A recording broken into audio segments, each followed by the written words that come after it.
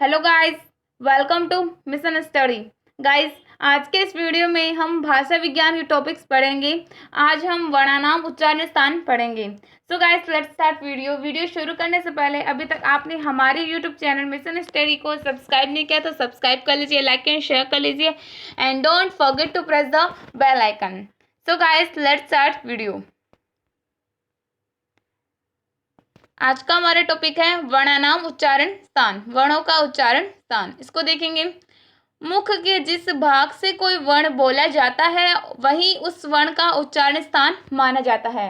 यह स्थान 6 है। अब 6 स्थान दिए गए हैं। पहला कंठ, दूसरा तालु, तीसरा मूर्धा, चौथा दंत, पांचवा ओष्ठ, छठा नासिका। इन स्थानों से बोले जाने वाले वर्ण क्रमशः कंठय, तालव्य, मूर्धन्य, दंते, ओष्ठी तथा नासिक्य कहलाते हैं। जैसे कि मुख है, मुख के जिस भाग से कोई वर्ण बोला जाता है वही उस वर्ण का उच्चारण स्थान माना जाता है। अब मुख है, मुख में अगर हम कोई वर्ण बोल रहे हैं तो जिस भाग से हम वो वर्ण बोल रहे हैं वही जो भाग है वो उच्चारण स्थान माना जाएगा। अब 6 प्रकार के उच्चारण स्थान बताए गए हैं। पहला है कंठ, दूसरा है तालव्य, तीसरा है मूर्धा, चौथा है दंत, पांचवा है ओष्ठ, छठा है नासिका। ये जो 6 स्थान है और इन स्थानों से अगर हम कोई वर्ण बोलेंगे तो ये उनका उच्चारण स्थान कहलाएगा। अब इन स्थानों से बोले जाने वाले वर्ण जो है क्रमशः कंठ से कंठ्य, तालु से तालव्य, मूर्धा से मूर्धन्य, दंत से दंतव्य, ओष्ठ से ओष्ठ्य, नासिका से नासिक्य कहलाएंगे। इनके अतिरिक्त कुछ वर्ण एक ही साथ मुख के 2 स्थानों से बोले जाते हैं। अब इन 6 स्थानों के अतिरिक्त कुछ वर्ण जो है वो एक ही स्थान से मुख के 2 स्थानों से बोले जाते हैं। अब उनको देखेंगे। गले से कंठ, तालु। अब गला जो है गले से कंठ और तालु, होठ से कंठ और ओष्ठ, दांत से दंत और ओष्ठ। ऐसे वर्ण क्रमशः कंठ, तालव्य और दंतोष्ठ्य कहलाएंगे। अब कंठ, तालव्य और दंतोष्ठ्य में 4 उच्चारण स्थान है। पहला है कंठ और दूसरा तालव्य, तीसरा दंत और चौथा ओष्ठ्य। अब हम देखेंगे वर्णों के उच्चारण स्थान। सबसे पहले स्थान है, स्थान के बाद स्वर है, स्वर के बाद व्यंजन, व्यंजन के बाद अंतस्थ, अंतस्थ के बाद ऊष्म और ऊष्म के बाद वर्ण का प्रकार। अब हमें 9 स्थान दिए गए हैं। पहला है कंठ, दूसरा तालु, तीसरा मूर्धा, चौथा दंत, पांचवा ओष्ठ, छठा नासिका, सातवां कंठ तालु, आठवां कंठोष्ठ्य, 9वां दंतोष्ठ्य। अब इनके स्वर दिए गए हैं और इन स्थानों के व्यंजन, अंतस्थ, ऊष्म और वर्ण का प्रकार दिए गए हैं। सबसे पहले हम कंठ देख लेते हैं। उच्चारण स्थान कंठ। कंठ का स्वर है ए और आ। व्यंजन है क, ख, ग, घ, ड। अंतस्थ है नैया। ऊष्म है का ऊष्म होगा अ। वर्ण का प्रकार है कंठ्य। एक बार फिर से देखेंगे कंठ को। उच्चारण स्थान कंठ। कंठ का स्वर है ए और आ। व्यंजन है क, ख, ग, घ, न। अंतस्थ नहीं दिया गया। ऊष्म है और अ। वर्ण का प्रकार है कंठ्य। दूसरा स्थान है तालु। तालु जो उच्चारण स्थान है उसका स्वर है ई, छोटा ई, बड़ा ई। व्यंजन है कंठ तालु के च, छ, ज, झ, य। अंतस्थ है य। ऊष्म है श। वर्ण का प्रकार है तालव्य। एक बार फिर से देखेंगे तालव्य को। तालु स्वर है छोटा ई, बड़ा ई। व्यंजन है च, छ, ज, झ, य। अंतस्थ है य। ऊष्म है श। वर्ण का प्रकार है तालव्य। तीसरा स्थान है मूर्धा। मूर्धा का स्वर है री। व्यंजन है ट, ठ, द, ढ, ण। अंतस्थ है र। ऊष्म है श। वर्ण का प्रकार है मूर्धन्य। एक बार फिर से देखेंगे। उच्चारण स्थान मूर्धा। मूर्धा का स्वर है री। व्यंजन है ट, ठ, द, ध, ण। अंतस्थ है र। ऊष्म है श। वर्ण का प्रकार है मूर्धन्य। चौथा है दंत। दंत का जो उच्चारण स्वर है वो नहीं दिया गया है। इसका व्यंजन दिया गया है दंत का। दंत से हम कोई स्वर नहीं बोल सकते। अब व्यंजन है त, थ, द, ध, न। अंतस्थ है ल। ऊष्म है श। वर्ण का प्रकार है दंत्य। एक बार फिर से देखेंगे दंत को। दंत का स्वर नहीं दिया गया है। दंत का व्यंजन है त, थ, द, ध, न। अंतस्थ है ल। ऊष्म है श। वर्ण का प्रकार है दंत्य। पांचवा है ओष्ठ। ओष्ठ का स्वर है छोटा ऊ, बड़ा ऊ। व्यंजन है प फ ब भ म, अंतस्थ नहीं दिया गया, उसमें भी नहीं है।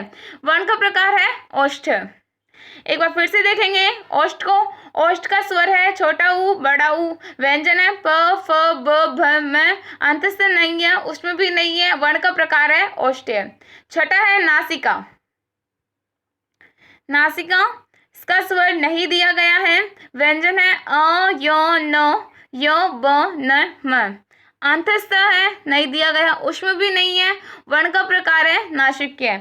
हम नासिक्य से अ य न म बोल सकते हैं। ये हम 6 व्यंजन जो है अ य व न म, ये 6 व्यंजन हम बोल सकते हैं। एक बार फिर से देखेंगे नासिका को।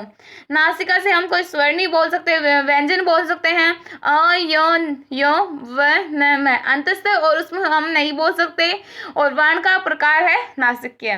7वां है कंठ तालु। कंठ तालु से हम छोटा ए और बड़ा ए बोल सकते हैं। व्यंजन नहीं दिया गया और अंतस्थ नहीं है, उसमें भी नहीं है।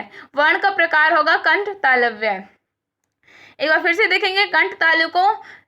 कंठ तालु से हम ए और छोटा ए और बड़ा ए बोल सकते हैं। व्यंजन नहीं बोल सकते, अंतस्थ नहीं बोल सकते, उसमें नहीं बोल सकते। और कंठ तालु का वर्ण प्रकार है कंठ तालव्य। 8वां है कंठोष्ठ्य। कंठोष्ठ्य से हम छोटा ओ और बड़ा ओ स्वर बोल सकते हैं। व्यंजन नहीं बोल सकते, अंतस्थ नहीं बोल सकते, उसमें नहीं बोल सकते। वर्ण का प्रकार है कंठोष्ठ्य। एक बार फिर से देखेंगे कंठोष्ठ्य को। कंठोष्ठ्य है छोटा ओ बड़ा ओ स्वर बोल सकते हैं। व्यंजन अंतस्थ और उसमें नहीं बोल सकते। कंठोष्ठ्य कंठोष्ठ्य वर्ण का प्रकार है। 9वां है दंतोष्ठ्य। दंतोष्ठ्य स्वर नहीं बोल सकते, ना ही व्यंजन बोल सकते हैं। अंतस्थ बोल सकते हैं व और फ, और उसमें भी नहीं है। और वर्ण का प्रकार है दंतोष्ठ्य। दंतोष्ठ्य से मात्र हम अंतस्थ वर्ण बोल सकते हैं और वर्ण का प्रकार दिया गया है दंतोष्ठ्य। अब वर्णों के उच्चारण के अनुसार व्यंजनों को 2 भागों में बांटा गया है। अब ये जो उच्चारण स्थान है, इन स्थानों पर ये जो उच्चारण स्थान है, इन स्थानों को हम 2 भागों में बांटते हैं। पहला है महाप्राण, दूसरा है अल्प प्राण। सबसे पहले देखेंगे महाप्राण। महाप्राण, इन वर्णों के उच्चारण में प्राण वायु अधिक मात्रा में बाहर निकलती है। अब महाप्राण जो वर्ण होते हैं, उन वर्णों के उच्चारण में प्राण वायु जो है वो अधिक मात्रा में बाहर निकलती है और है की ध्वनि अंत में सुनाई पड़ती है। महाप्राण जो शब्द होते हैं उनमें है की जो ध्वनि है वो अंत में सुनाई देती है। इसका उच्चारण करने में भी अधिक समय लगता है। अब महाप्राण जो है, इसका जो उच्चारण करने में भी हमें अधिक समय लगेगा। निम्नलिखित वर्ण महाप्राण है। अब महाप्राण के अंतर्गत निम्नलिखित वर्ण शामिल हैं। पहला है ख, ध। हम देखें तो हमें इन सब में है सुनाई दे रहा है। ख है, ध, छ, झ, थ, ध, फ, भ, श, श, ह, ठ। इन सब में हमें है सुनाई दे रहा है। अंतम में हमें इन ध्वनियों के अंत में हमें है सुनाई दे रहा है। एक बार आप भी ट्राई करके देखिए। ख है, ख में भी हमें है सुनाई दे रहा है, ध में भी, छ में भी, झ में भी, थ में भी, घ में भी, फ में भी, भ, श, श, ह, ठ। इन सब में हमें अंत में है सुनाई दे रहा है, मतलब ये महाप्राण है। अल्प प्राण देखेंगे। इन वर्णों के उच्चारण में प्राण वायु कम मात्रा में बाहर निकलती हैं। ये जो महाप्राण का बिल्कुल अपोजिट है अल्प प्राण। अल्प प्राण में क्या होता है कि इन वर्णों के उच्चारण प्राण वायु कम मात्रा में बाहर निकलती है और उच्चारण भी कम समय में होता है। अब अल्प प्राण का जो उच्चारण है वो कम समय में होता है, जबकि महाप्राण का उच्चारण में थोड़ा समय लगता है।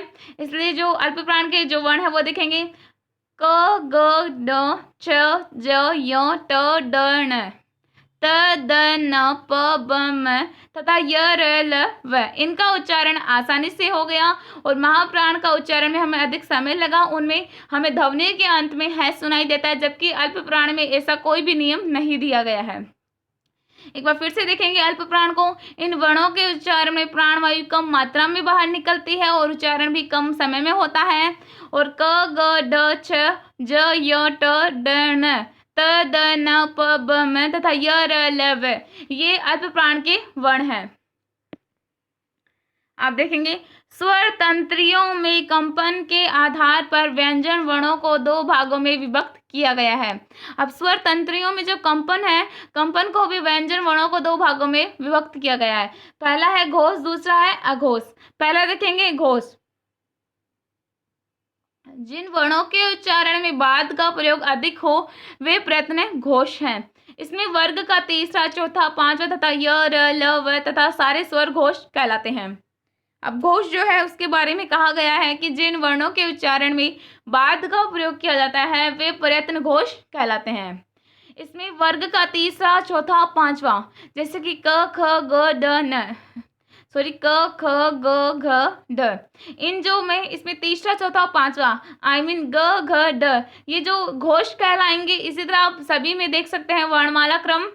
तो घोष जो है जिन वर्णों के उच्चारण में बाद का प्रयोग अधिक हो वे प्रयत्न घोष कहलाते हैं। इसमें वर्ग का तीसरा, चौथा और पांचवा तथा य, र, ल, व तथा सारे जो स्वर हैं वो घोष कहलाएंगे। जबकि अघोष के अंतर्गत इन ध्वनियों का उच्चारण करते समय स्वर तंत्रियों में कंपन नहीं होता। मतलब घोष में जो है स्वर तंत्रियों में कंपन होता है, जबकि अघोष में कंपन नहीं होता। ये ध्वनियां हैं जैसे अघोष के अंतर्गत क, ख, छ, छ, ट, थ, त, थ, प, फ, श, श। इसके अंतर्गत अघोष को शामिल किया गया है। घोष में वर्ग का तीसरा, चौथा और पांचवा और य, र, ल, व और सारे स्वर घोष के अंतर्गत, जबकि अघोष के अंतर्गत जो वर्ग है वर्ग का पहला, दूसरा और श, श, श शामिल है। जैसे कि क, ख, ग, घ, ड। इसमें क और ख जो है वो अघोष, जबकि ग, घ, ड ये जो घोष कहलाएंगे। इसके अतिरिक्त न कंठ का तालु, न, मूर्धा, न, दंत में ओष्ठ। इसके अलावा भी कुछ बच गए हैं, जैसे कि न है वो कंठ कहलाएगा, और यह है तालु कहलाएगा, न कहलाएगा मूर्धा, और न कहलाएगा दंत, और मैं कहलाएगा ओष्ठ। गाइस, इसी के साथ आज का हमारा ये वीडियो कंप्लीट होता है। Thanks for watching and keep supporting.